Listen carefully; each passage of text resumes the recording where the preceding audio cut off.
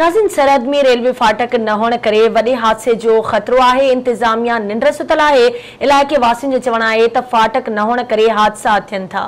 अब्दुल हई सावन जी रिपोर्ट।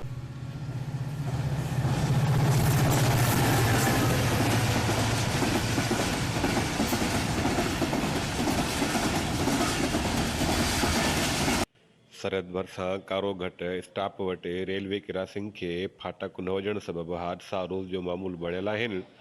गुज़िरियल 1 साल दौरान कारो घट रेलवे क्रॉसिंग वटि फाटक न हुजण सबबि 9 खां वधीक माण्हू ऐं उन खां अलावा ॻोठनि जो माल बि ट्रेनुनि जी टकर में अजल जो शिकार थी विया आहिनि।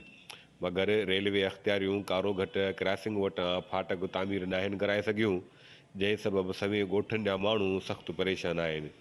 इन सिलसिले में मक़ामी माण्हुनि ऐं ॻोठाणनि ने आवाज़ न्यूज़ खे ॿुधायो त फाटक कोन्हे को, असांखे फाटक जो आज़ार आहे ॾाढो। माण्हू मरनि था, माल माण्हू नुक़सानु थिए थो। इहो असांखे महिरबानी कयो, फाटक हणाइजो कारे घट ते।